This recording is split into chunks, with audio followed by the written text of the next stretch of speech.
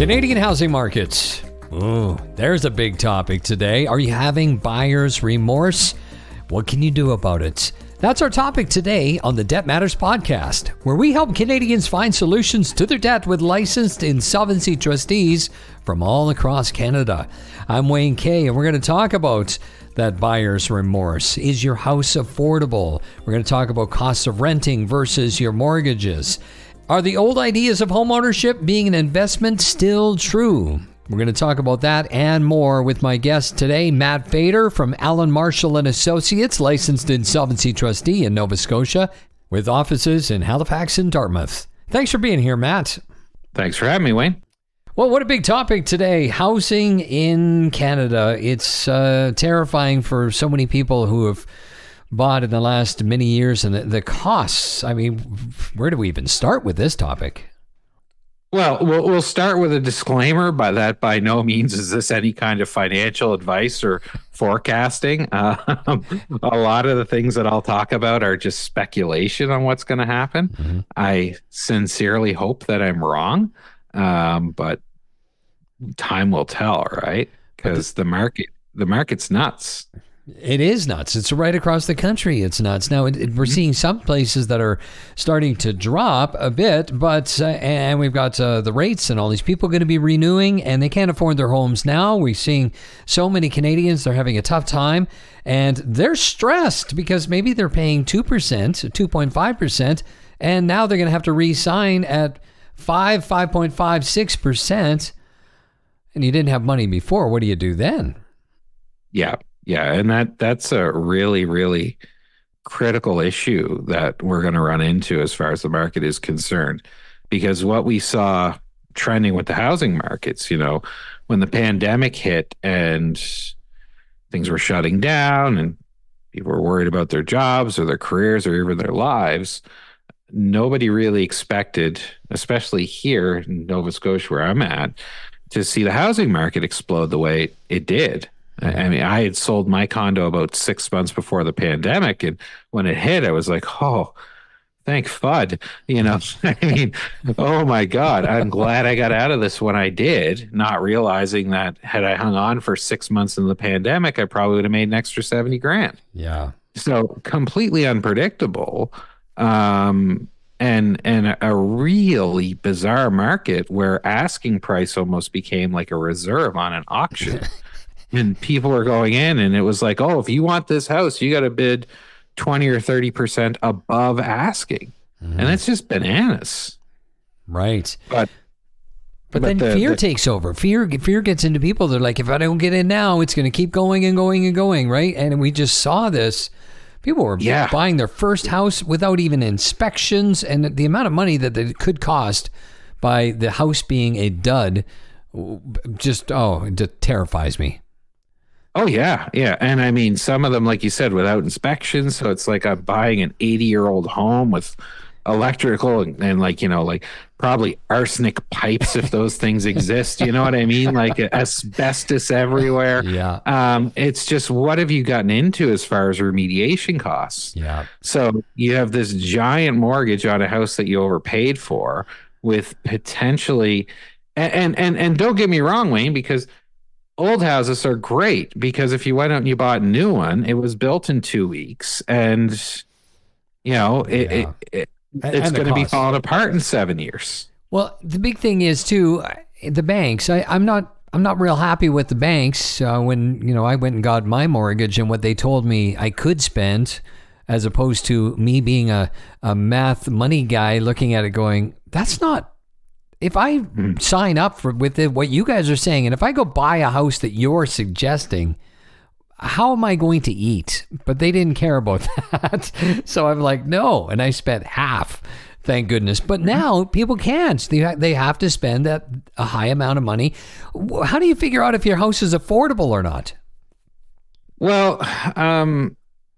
a lot of that does boil down to say, doing sort of that detailed analysis of what money is coming into the household and where is it going. Mm-hmm. But people, first-time home buyers or things like that are coming into it, sometimes they make this very general assumption to say, oh, well, the mortgage is going to be cheaper than rent, so therefore I can afford it. And you're like, yeah, but how do you heat that place? What's the property tax value? What repairs or maintenance need to be done to the house as far as upkeep? What are all these additional costs that are associated with home ownership that don't factor down to somebody who's renting? Because, like I rent right now, and if every window in this apartment breaks, I don't have to fix them. Yeah. That's what I pay. That's why I pay rent. These are somebody else's windows. It is their responsibility to fix them. If it was my responsibility to fix them, I'd be like, where's that money going to come from? Because unless I'm actually very cautious and cognizant of what money is going in and where it's going, and as a result of that, being able to have a bank account, a savings or tax-free or whatever it is that we can pop money into to cover for these types of expenses, unless I can do that, I'm in trouble. I'm forcing myself to fall back into credit, or I'm forcing myself, in some ways to borrow, do whatever it is to make this all work. And then that's just a perpetuating cycle of saying, well, it's now costing me more and more and more. And as you alluded to, what's going to happen in 5 years' time when these COVID mortgages come up for renewal? I entered into them at 2% when it was affordable. 5 years later, I've made very little headway on the principal, because you haven't. Because guess what? Paying 2% on a mortgage on a $600,000 house, you're not going to make a whole lot of headway on that. Mm-hmm. When it comes up to renewal, if you owe, $570,000 on it, even if you've knocked out 30, and that renewal comes in at 5%, you're underwater, because you say, I can't afford to have my mortgage rate double. And we've seen that. One of the numbers that I don't think is captured quite as well are the people who during the pandemic took advantage. Like, they didn't sell, they didn't buy, but because the market was hot and property values were so high, they went in and they got HELOCs, which are home equity lines of credit, against this new purported equity against the house.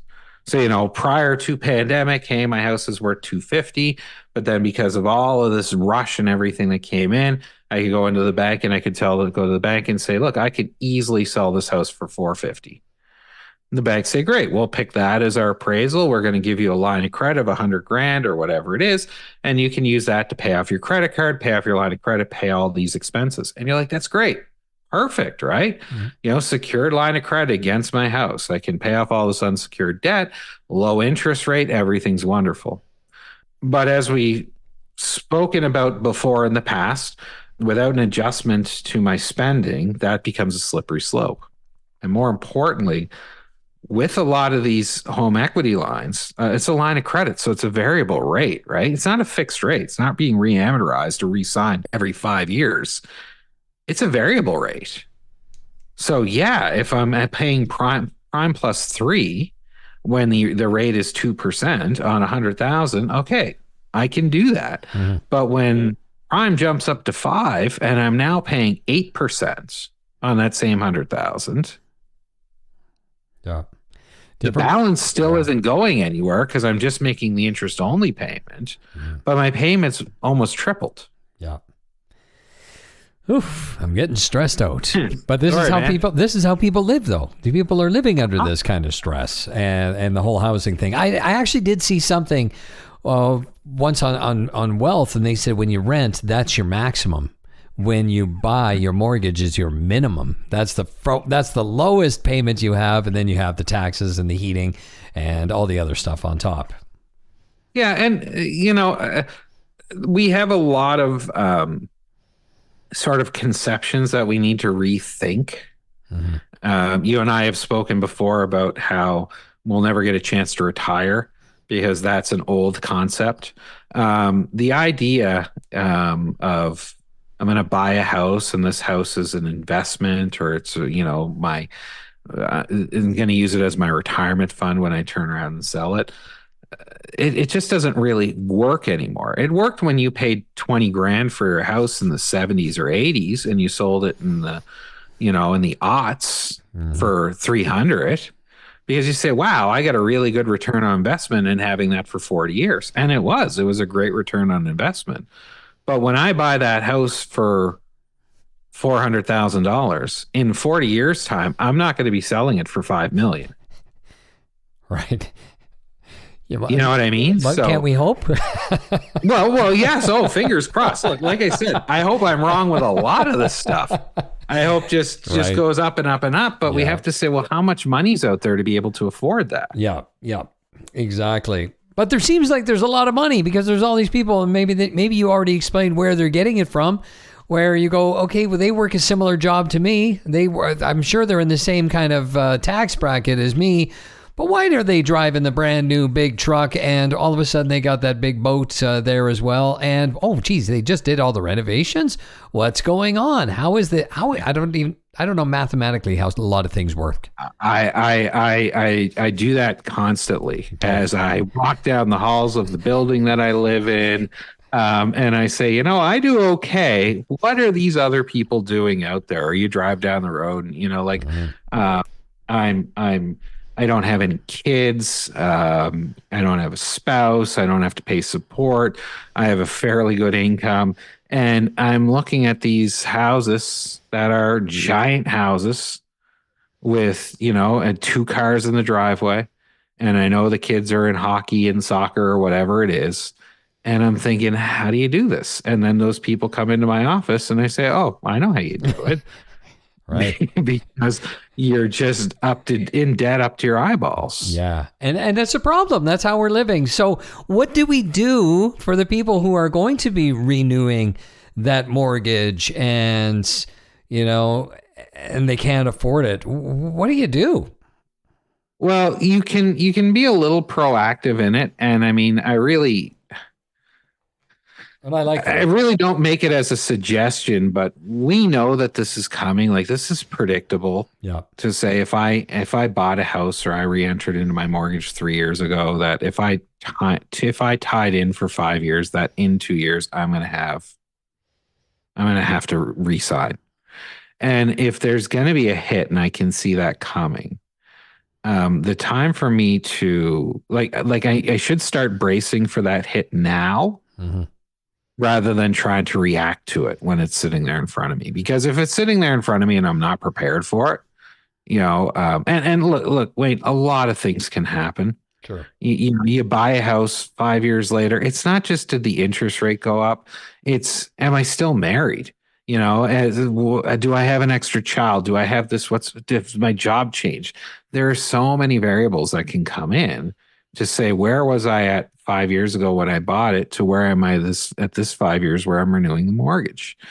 And we always have to have that in the back of our mind to say, if we really want to hang on to our properties, and a lot of people do, they're willing to die to hang on to their house, which I don't quite understand because they don't own the only one. If you own the only house in the world, then I can understand your attachment to it. Right. But, it's kind of like when you drive down the road, you're going to see a few more of them out there. So yeah. You could probably get another one if you're smart about it.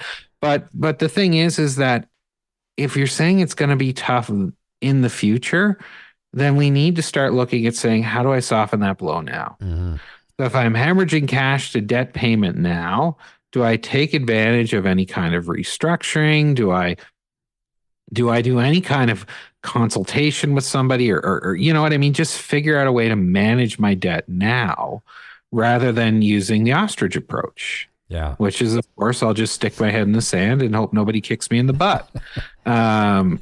But both are coming, right? Your head's in the sand. You're not going to see somebody kicking you in the butt, but it's going to happen if you're not prepared for it. So it's a lot of harsh reality in saying, if you don't know what the problem is, you can't fix it. So let's identify the problem so we can get creative in fixing it now rather than reacting later. You have a lot more options before it becomes a full-blown problem.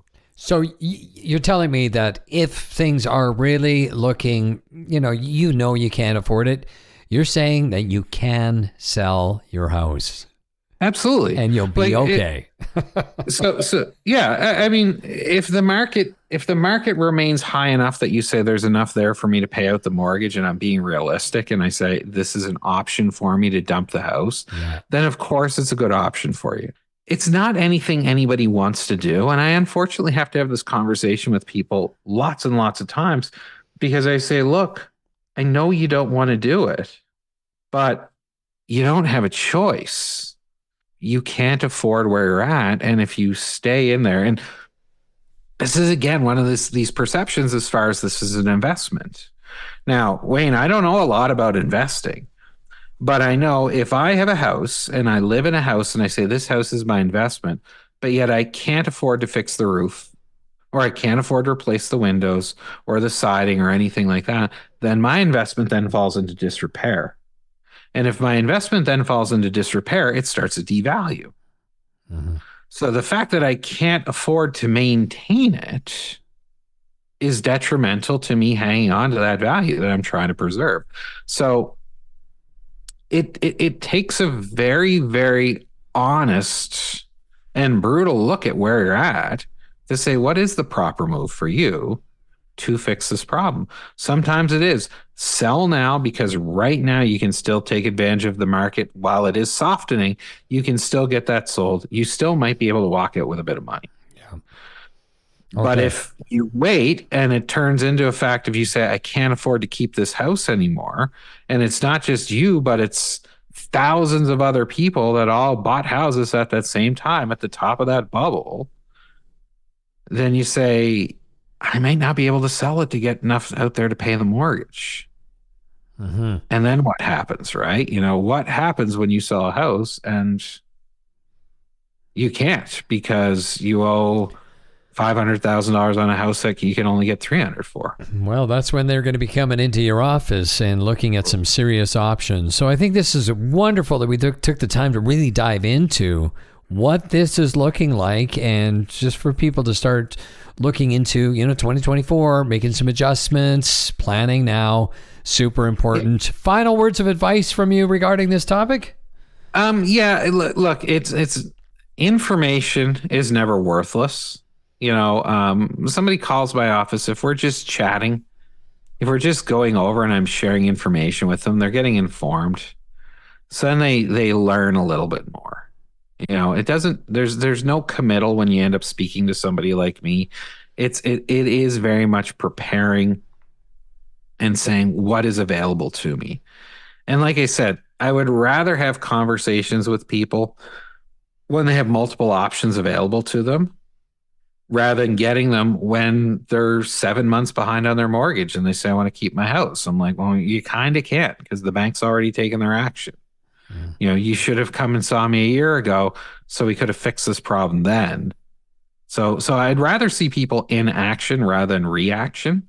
That allows us to help the most amount of people. And talking's free. It doesn't cost you anything. And you'll walk away with a better insight. I love it. Matt, thank you so much for always coming to the show and answering all these questions for us. We sure appreciate your time. Happy to be here, Wayne. My guest today, Matt Fader, and if you want to learn more, schedule that free consultation with Allan Marshall and Associates. You can go to the website, wecanhelp.ca, and of course, they're licensed insolvency trustees, wecanhelp.ca. That's it for today's Debt Matters podcast. Make sure you subscribe wherever you get your favorite podcasts from. And of course, for more information, you can always check out debtmatters.ca. Thanks for listening.